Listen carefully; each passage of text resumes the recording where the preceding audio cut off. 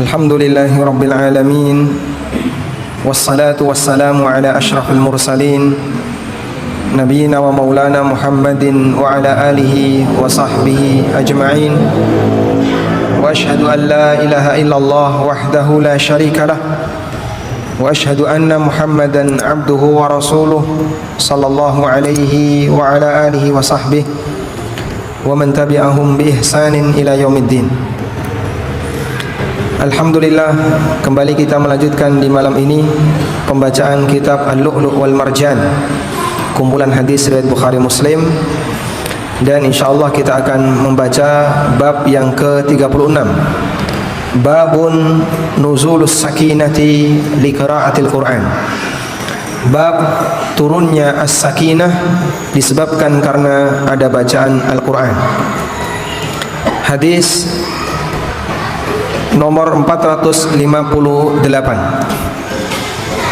Hadis dari Al-Barra bin Azib radhiyallahu anhuma, beliau menceritakan, qara'a rajulun al-kahfa wa fid dari ad-dabbatu faja'alat tanfiru fasallama fa idza dababatun aw sahabatun ghashiyathu fadzakarahu lin-nabi sallallahu alaihi wasallam, iqra fulan fa innaha as-sakinatu nazalat bil Qur'an aw fa innaha as-sakinatu tanazzalat lil Qur'an.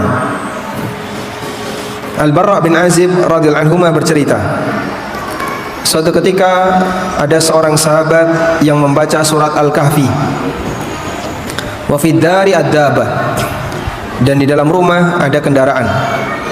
Dan yang dimaksud kendaraan adalah binatang tunggangan, bisa bentuknya onta atau keledai atau kuda. Dalam bahasa Arab disebut dengan ad-dabbah. Maka sepeda motor bahasa Arabnya ad-dabbah. Dan orang sekarang ketika menyebut motor ad-dabbah. Faja'alat tanfiru, maka kendaraan ini meronta-ronta. Faja'alat tanfiru, dia meronta-ronta.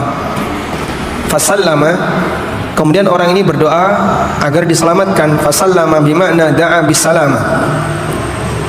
Misalnya dia mengucapkan Allahumma sallim, ya Allah selamatkanlah, ya Allah selamatkanlah. Kendaraannya meronta-ronta, kudanya atau keledainya tadi meronta-ronta. Fasallama, kemudian dia berdoa agar diselamatkan. Ini ada apa? Kok kudanya meronta-ronta? Maka dia menghentikan bacaan Qur'annya, kemudian dia berdoa minta keselamatan. Fa idza dababatun au sahabatun ghasyiyathu, kemudian dia melihat ada awan yang meliputinya. Fadzakarahu lin-nabi sallallahu alaihi wasallam, kemudian ini diceritakan kepada Nabi sallallahu alaihi wasallam. Faqala, lalu beliau mengatakan, iqra fulan, terus baca wahai fulan. Seharusnya kamu lanjutkan bacamu, tenang saja, kudamu tidak ada apa-apa, aman dia. Dan binatang itu lebih sensitif dengan makhluk yang gaib daripada manusia. Iqra fulan, bacalah terus wahai fulan. Fa innaha as-sakinatu, itu adalah as-sakinah. Nazalat lil Quran, yang turun karena ada orang yang membaca Al-Quran. Dalam riwayat yang lain, fa innaha as-sakinatu tanazzalat lil Quran, itu adalah as-sakinah yang dia turun karena ingin mendengarkan Al-Quran. Apa yang dimaksud dengan as-sakinah? As-sakinah bisa maknanya adalah malaikat. Sehingga yang dijumpai oleh sahabat itu seperti ada awan yang meliputi rumahnya. Dan ternyata Nabi SAW menyampaikan itu adalah as-sakinah. Dan as-sakinah bisa dimaknai malaikat. Maka yang turun itu malaikat. Yang dilihat oleh sahabat ini dalam bentuk seperti awan yang menyelimuti rumahnya. Wakilah, dan ada yang mengatakan as-sakinah maknanya adalah syai'un min makhluqatillah fihi tuma'nina wa rahmah wa ma'ahul malaikah. As-sakinah adalah makhluk yang diciptakan oleh Allah yang isinya rahmat dan dibawa bersama malaikat dan turun bersama malaikat. Sehingga jika ada hadis yang menyebutkan tentang keutamaan majlis ilmu, majtama'a qaumun fi baitin min buyutillah, apabila ada sekelompok orang yang berkumpul di rumah Allah, yatluna kitaballah wa yatadarasunahu bainahum, kegiatannya adalah membaca kitabullah dan saling mengkaji kitabullah, bukan ngobrol, tapi kegiatannya apa? Membaca Al-Quran, saling mengkaji Al-Quran. Illa nazalat alaihimus sakinah, maka akan turun as-sakinah. Dan itu adalah syai'un min makhluqatillah allati nazalat ma'al malaikah. Makhluk Allah yang diturunkan oleh Allah berisi dengan rahmat dan ketenangan, turun bersama para malaikat. Wa ala kullin, intinya adalah ini hal yang gaib. Dan Nabi SAW beliau memahami ketika sahabat ini menceritakan itu, bahwa yang beliau lihat itu adalah as-sakinah, ketenangan yang dibawa oleh malaikat. Dan manusia terkadang ditampakkan oleh Allah dengan sebagian kejadian hal yang gaib. Manusia terkadang ditampakkan oleh Allah dengan kejadian sebagian hal yang gaib. Sebagaimana terkadang malaikat berubah wujud menjadi manusia yang bisa dilihat oleh para sahabat, seperti dalam hadis Jibril alaihissalam yang datang dalam wujud manusia dan berdialog dengan Nabi sallallahu alaihi wasallam. Baik, ini menunjukkan bagaimana keutamaan membaca Al-Quran di rumah, karena kegiatannya di mana? Di rumah. Dan ketika sahabat itu membaca Quran dengan penuh kekhusyuan, sampai malaikat turun untuk mendengarnya. Dan tentu saja mereka turun atas perintah dari Allah Subhanahu wa taala. Kita akan baca hadis yang kedua dari bab ini, hadis nomor 459 di kitab Al-Lu'lu' wal Marjan. Hadis Usaid bin Khudair. Qala, beliau bercerita, bainama huwa yaqra'u minal laili surat al-Baqarah wa farasuhu marbutun 'indahu idh jalat al-faras. Ketika Usaid bin Khudair radhiyallahu anhu yaqra'u minal lail, beliau membaca di malam hari surat al-Baqarah, yang beliau baca surat al-Baqarah. Wa farasuhu marbutun, kuda beliau diikat di dalam rumah. Idh jalat al-faras, tiba-tiba kuda itu meronta-ronta. Jalat ittarabat ittaraban syadidan, kuda itu meronta-ronta, mungkin sambil lompat-lompat gitu ya. Kaki depannya dinaik-naikkan, enggak tenang. Fasakatat. Kemudian Usaid bin Khudair diam, kudanya diam. Faqara'a fajalatil faras. Lalu Usaid bin Khudair melanjutkan pembacaan Quran, kudanya meronta-ronta lagi. Fasakatat al-faras. Usaid bin Khudair diam, kudanya diam. Thumma qara'a fajalatil faras. Beliau membaca lagi, kudanya meronta-ronta lagi.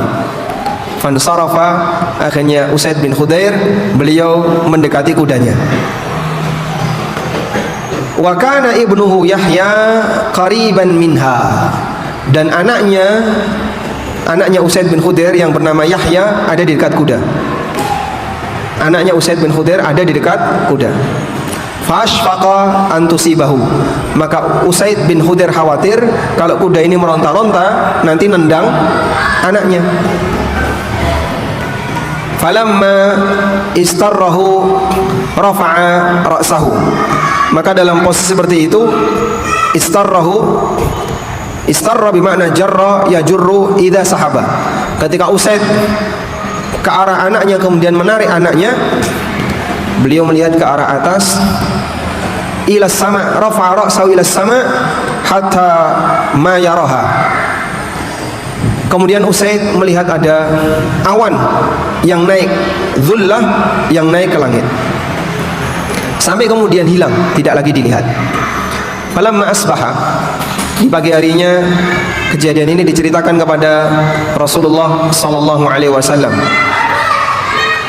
Lalu beliau menyampaikan Faqala, kemudian Nabi SAW menyampaikan, Iqra ya ibn Khudair, Iqra ya ibn Khudair, lanjutkan bacaanmu ya wahai ibnu Khudair, lanjutkan bacaanmu wahai ibnu Khudair, lanjutkan bacaanmu wahai Usaid, lanjutkan bacaanmu. Qala, kemudian Usaid menyampaikan, fa asfaqtu ya Rasulullah anta ta Yahya, aku takut ya Rasulullah kudanya nanti nginjak-nginjak Yahya, karena Yahya ada di dekat kuda itu. Sehingga Usaid menghentikan bacaannya, menyelamatkan anaknya. Begitu menyelamatkan anaknya, melihat ada sesuatu yang naik ke atas. Wa kana qariban minha, dan anaknya berada di dekat kuda. Farafa'tu ra'si fansaraftu ilaihi, lalu aku mendongakkan kepalaku ke atas, aku lihat ke atas. Kemudian fa idza mithlu dhullah fiha amsalul masabih, seperti ada awan, layaknya lampu yang banyak berjejer, lampu yang banyak berjejer naik ke atas sampai kemudian hilang, tidak kelihatan. Fa kharajat hatta la araha, dia naik sampai aku tidak melihatnya. Qala, kemudian Nabi sallallahu alaihi wasallam bertanya, wa tadri madza, tahu kamu apa itu? Qala la, kata Usaid, saya enggak tahu. Itu kalau orang zaman sekarang udah jadi dukun. Saya punya kejadian kayak gini, ceritakan, akhirnya sampai terkenal, terus buka pengobatan alternatif. Namun sahabat ketika nggak ngerti hakikatnya itu apa, ditanya Nabi sallallahu alaihi wasallam, "Wa tadri madza?" Tahu kamu itu apa? Beliau menjawab, "La." Qala, jawab Nabi sallallahu alaihi wasallam, "Tilkal malaikatu danat li sautik." Itu adalah para malaikat yang dia mendekat untuk mendengarkan suaramu. Walau qara'ta la asbahat yanzurun nasu ilaiha. Andaikan kau lanjutkan bacaanmu, tentu banyak orang yang bisa melihat awan ini, cahaya terang ini di waktu pagi. La tatawara minhum, di mana mereka tidak akan tertutupi untuk bisa melihatnya. Andaikan dibaca terus sampai pagi, sehingga waktu pagi subuh orang berdatangan, mungkin berangkat ke masjid atau beraktivitas, mereka akan melihat. Mereka melihat di rumahnya Usaid ada cahaya terang dan dilihat oleh banyak orang. Andaikan dibaca terus sampai pagi. Tayyib, dan hadis ini yang tadi kita baca dua-duanya adalah hadis sahih riwayat Bukhari Muslim yang menunjukkan bagaimana manaqib, keistimewaan yang dimiliki oleh para sahabat, di mana bacaan Quran mereka dicintai oleh malaikat sehingga malaikat mendekat untuk mendengarkannya. Apakah mungkin dialami oleh manusia biasa seperti kita? Sehingga kita berusaha untuk baca Quran banyak-banyak di rumah dengan harapan nanti ada cahaya yang turun. Kalau harapan itu nggak benar, karena yang kita cari bukan itu. Kita baca Quran yang dicari apa? Dapat pahala dari Allah sebagai bentuk ibadah kepada Allah, bukan dalam rangka mencari kejadian luar biasa, kejadian karomah, karena kita tidak sedang mencari karomah. Meskipun mungkin saja ini terjadi pada manusia setelah zaman sahabat, karena sebagaimana kita bukan nabi, sahabat juga bukan nabi, dan bukan nabi berarti sama-sama tidak maksum. Artinya kejadian itu mungkin saja dialami oleh manusia biasa. Baik, dan ada satu hadis yang barangkali bisa memotivasi kita bersama untuk rajin membaca Al-Quran, terutama di waktu malam sambil mengerjakan qiyamul lail. Saya bacakan hadisnya. Nah, baik, silakan bangun dulu ya. Yang barangkali di belakang ada yang tidur, tolong dibangunkan ya. Atau yang tidur yang di depan. Hadis dari Jabir bin Abdullah radhiyallahu anhu. Diriwayatkan oleh Al-Baihaqi dalam Syu'abul Iman, Abu Nuaim dalam Al-Badrul Munir, dan Ibnul Mulaqqin, dan dinilai oleh Syalbani dalam Sahih Al-Jami'. Nabi sallallahu alaihi wasallam bersabda, "Idza qama ahadukum yusalli minal lail." Apabila kalian mau melaksanakan salat malam, falyastaq, maka bersihkan gigi kalian dengan siwak, gosok gigilah kalian. Fa inna ahadakum idza qara'a fi salati, karena ketika kalian membaca Al-Quran pada waktu salat, wada'a malakun fahu ala fihi, maka malaikat meletakkan mulutnya di depan mulut kalian. Saat muslim ini membaca Al-Quran, malaikat mendekat sampai beliau meletakkan mulutnya di depan mulut seorang mukmin yang membaca Al-Quran dalam posisi salat di malam hari. Wala yakhruju min fihi syai'un illa dakhala famal malak, maka tidak keluar satupun huruf dari orang yang qiyamul lail sambil baca Quran kecuali huruf itu masuk ke perutnya malaikat. Masya Allah. Percaya nggak? Gaib ini nggak kelihatan. Gimana Pak? Bayanginya gimana? Nggak kebayang. Hal yang gaib. Namun itulah malaikat yang mencintai bacaan Al-Quran sampai dia mendekat kepada orang yang sedang baca Quran, saking dekatnya sampai dia letakkan mulutnya di mulut orang yang sedang membaca Al-Quran. Fama yakhruju min fihi syai'un illa dakhala famal malak, maka tidak keluar satupun huruf kecuali masuk ke dalam mulutnya malaikat. Sehingga semoga ini memberikan motivasi bagi kita untuk belajar membaca Al-Quran dengan benar dan melakukan qiyamul lail dengan membaca Al-Quran, dengan harapan bisa mendapatkan keutamaan sebagaimana yang diceritakan dalam hadis ini. Oleh karena itu, jaga kebersihan, sehingga ketika bangun tidur jangan lupa bersihkan mulut, gosok gigi, agar apa yang kita baca tidak mengeluarkan bau yang tidak sedap ketika salat. Wallahu a'lam. Walhamdulillahi rabbil alamin. Dan hadis ini berlaku umum karena Nabi SAW tidak menceritakan kejadian di masa beliau. Ini bukan konteksnya cerita sahabat, tapi konteksnya beliau sampaikan bentuknya syarat. Siapa yang seperti ini maka lakukan kayak gini, nanti dia dapat seperti ini. Selanjutnya kita akan membaca bab yang baru. Babun fadilatu hafizil Quran.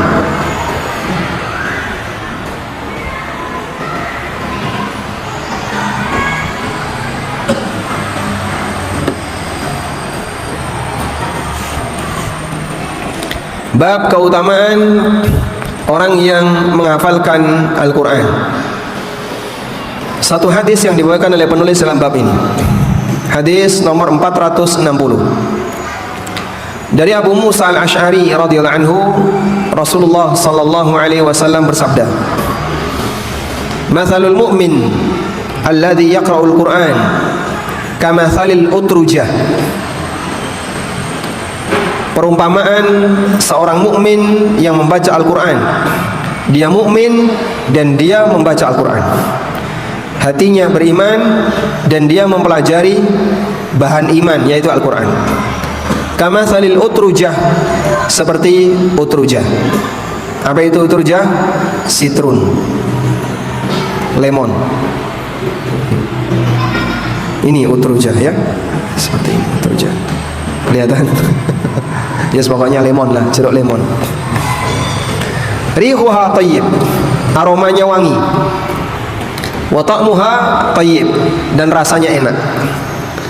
Sehingga utrujah aromanya disukai masyarakat dan rasanya disukai oleh masyarakat. Wa mathalul mu'min alladzi la yaqra'ul Qur'an kamathalit tamrah. Perumpamaan mukmin yang tidak membaca Quran itu seperti kurma. La rihalaha wa ta'muha khulun. Enggak ada aromanya tapi rasanya manis. Kurma itu enggak ada aromanya, Pak ya. Sehingga kurma segunung itu yang dipajang di pasar-pasar kurma, di toko-toko kurma di Medina, ketika masuk enggak ada aromanya. Dan kita tahu yang namanya kurma tidak ada aromanya. La rihalaha, tidak ada aromanya. Wa ta'muha hulun, tapi rasanya manis. Maka mukmin yang nggak pernah belajar sama sekali itu seperti kurma. Tidak ada nuansa indah yang nampak di permukaan, tapi dia punya iman sehingga rasanya manis. Inilah arti dari iman. Sehingga iman itu bagian yang tersembunyi, baru kelihatan ketika dirasakan. Utrujah disifati oleh Nabi SAW, mukmin ini membaca Quran sehingga tergambar keindahan di permukaan. Mungkin dari akhlaknya karena dia belajar, mungkin dari kepribadiannya, dari aktivitas sehari-hari dia jadi orang yang baik karena dia belajar. Dan aroma dan rasanya manis karena dia punya iman. Wa mathalul munafiq alladhi yaqra'ul Qur'an kamathalir raihanah. Perumpamaan orang munafik yang membaca Quran seperti buah raihanah.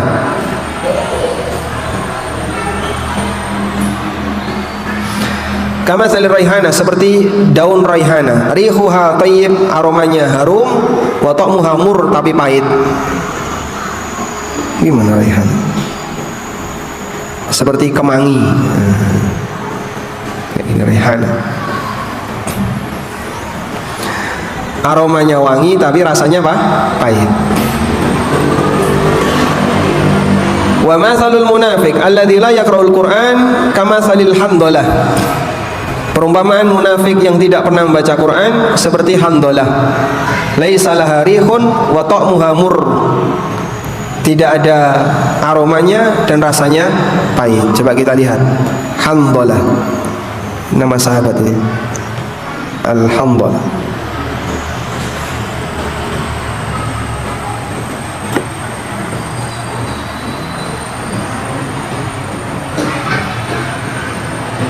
Allahu a'lam.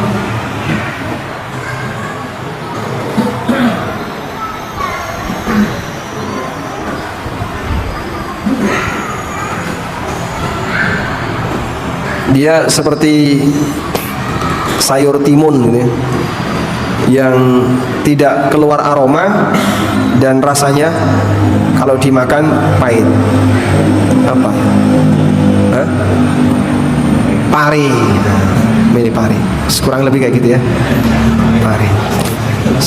Paling gampang ya pari. Handola adalah pendekatannya pari, pendekatan aja ya. Ning arep ono pare Pak, ndak tahu. Tapi Nabi SAW bercerita tentang aneka buah-buahan yang itu dikenal oleh masyarakat ketika itu, dan beliau bandingkan antara mukmin dengan orang munafik. Ada nggak orang munafik yang baca Quran? Banyak. Sehingga dia mempelajari Quran bukan dalam rangka untuk menambah iman, tapi dalam rangka untuk menyudutkan kaum muslimin, untuk menyerang kaum muslimin, mencari kira-kira celah apa yang bisa dipakai untuk menyerang kaum muslimin. Maka rasanya pahit karena dia munafik, tidak punya iman. Wallahu a'lam. Dan yaqra'ul Quran di sini dipahami oleh penulis Muhammad Fuad Abdul Baqi. Yang dimaksud dengan yaqra'ul Quran adalah yahfazul Quran. Perumpamaan mukmin yang menghafalkan Al-Quran seperti utrujah, seperti celuk lemon. Selanjutnya, babun fadlul mahiri bil Quran walladhi yatata'ta'u fihi. Bab tentang keutamaan orang yang pandai membaca Al-Quran dan orang yang pelegu ketika baca Quran. Tata'ta'a yatata'ta'u. Kalau baca Quran tidak lancar ya. Wa'adh wa'id. Mau baca wa'idha itu wa'adh wa'id wa'adh wa'id. Hadis Aisyah radhiyallahu anha, Nabi SAW bersabda, mathalul ladzi yaqra'ul Qur'an wa huwa hafidhun lahu ma'as safaratil kiram wa mathalul ladzi yaqra'ul Qur'an wa mathalul ladzi yaqra'u wa huwa yata'ahaduhu wa huwa 'alaihi syadidun falahu ajran. Perumpamaan orang yang membaca Quran wa huwa hafidhun lahu, dan dia menghafalkan isi Quran ma'as safaratil kiram, maka dia bersama as-safarah al-kiram. Apa yang dimaksud dengan as-safarah? As-safarah bentuk jamak dari kata safir, sebagaimana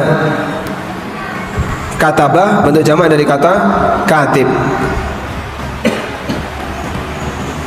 Mereka adalah para utusan Allah, yaitu para rasul. Disebut sebagai as-safarah li'annahum yusfiruna ilan nas, karena mereka bersafar menemui manusia birisalatillah, dengan membawa risalah Allah Subhanahu wa taala.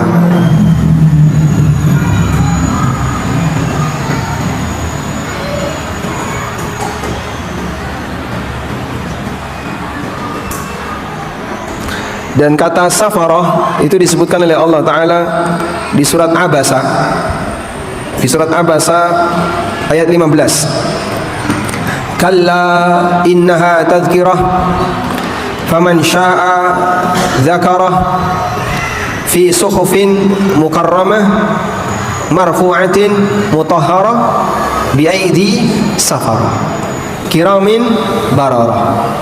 Itu malaikat bi aidi safarah. Allah mensifati Al-Quran fi suhufin mukarramah marfu'atin mutahharah, dalam suhuf yang dimuliakan, marfu'ah yang ditinggikan, mutahharah yang tersucikan, bi aidi safarah, di tangan safarah. Safarah siapa? Para malaikat. Sehingga Allah menyebut malaikat di surat Abasa dengan sebutan safarah. Kenapa malaikat disebut safarah? Karena mereka sering safar. Safar kemana? Menemui manusia, sebagai utusan Allah Ta'ala untuk menemui manusia. Maka mereka disebut as-safarah. Orang yang pandai baca Quran dan dia berusaha menghafalkan Quran, maka dia akan bersama as-safarah, yaitu para malaikat al-kiram yang mulia. Wa mathalul ladzi yaqra'u wa huwa yata'ahadu. Sementara orang yang membaca Quran sambil berhati-hati, karena kadang salah-salah, yang pendek dipanjangkan, yang panjang dipendekkan, makhraj hurufnya salah, lalu dia ulangi lagi, salah diulangi, salah diulangi. Wa huwa alaihi syadid, dan dia bersungguh-sungguh untuk tetap membacanya, sehingga baca satu ayat itu sambil ngos-ngosan. Satu ayat ngos-ngosan. Ada kayak gitu, ada. Sehingga orang ini karena nggak biasa baca Quran, begitu tadarus Quran di masjid, muter kan gitu. Satu meja isinya berapa? Isi 10. Satu meja isi 10 orang. Sehingga semalam cuma dapat giliran sekali, karena 10. Begitu dia selesai baca, ngos-ngosan, terus ngombe, baru ngombe mangan snack, cemilan, cepulu, dan seterusnya. Karena kan muter terus, dah selesai sampai di ujung bubar. Sehingga lebih banyak kegiatan apa? Makan atau baca? Makan. Makannya lebih banyak daripada membacanya. Nah, orang yang kayak gini ketika dia membaca Quran, karena saking jarangnya baca Quran satu lembar itu ngos-ngosan, Mbak. 2 lembar apalagi, karena saking jarangnya baca Quran. Sehingga dia baca Quran, begitu dia baca ini leren, itu lihat belakangnya, kurang piro ya,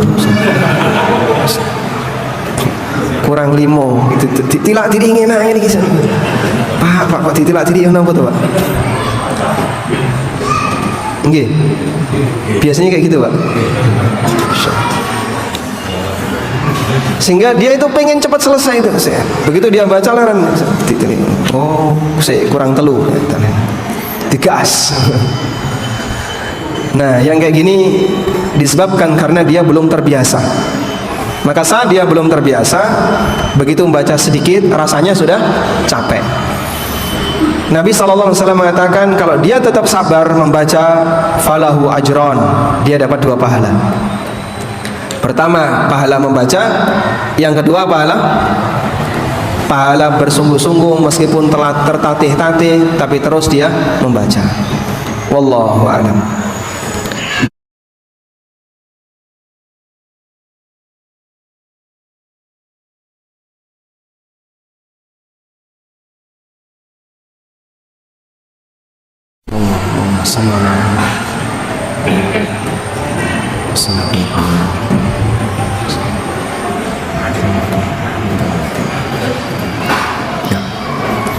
Alhamdulillah wassalatu wassalamu ala Rasulillah wa ala alihi wa sahbihi wa mawalah.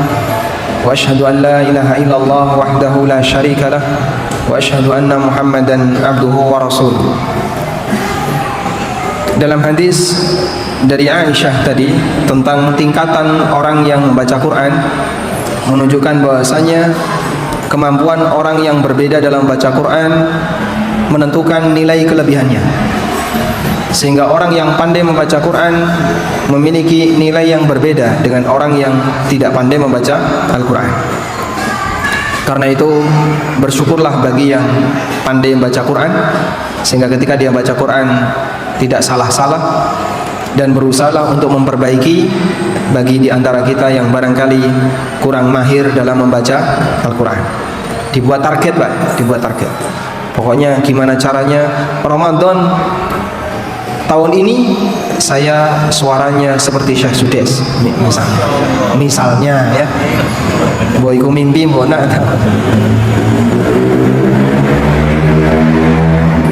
Cuman kalau bisa bagi yang merasa bacaan Quran saya kok kurang, segera belajar dengan maksimal biar Ramadan nanti bisa mengejar untuk tadarus lebih banyak lagi dengan bacaan yang lebih sempurna. Baik. Selanjutnya hadis Anas bin Malik radhiyallahu anhu. Anas bin Malik radhiyallahu anhu menceritakan bahwa Nabi SAW pernah ngobrol dengan Ubay bin Ka'ab. Dan Ubay bin Ka'ab termasuk salah satu di antara sahabat yang punya keutamaan ahlul Quran. Beliau adalah ahli dalam bacaan Al-Quran, sehingga beliau menjadi salah satu referensi dalam bacaan Al-Quran. Apa yang istimewa? Coba kita baca hadis ini. Qala an-nabiy sallallahu alaihi wasallam li Ubayyin. Nabi sallallahu alaihi wasallam pernah mengatakan kepada Ubay bin Ka'ab, "Innallaha amarani an aqra'a 'alaika lam yakunil ladzina kafaru." Qala wa sammani? Qala na'am. Fabaka Ubayyun. Nabi SAW mengatakan kepada Ubay, sesungguhnya Allah memerintahkanku untuk membacakan surat lam yakunil ladzina kafaru kepadamu. Qala, kemudian Ubay bertanya, wasammani, apakah Allah menyebut namaku? Kemudian Nabi SAW mengatakan, nah, iya.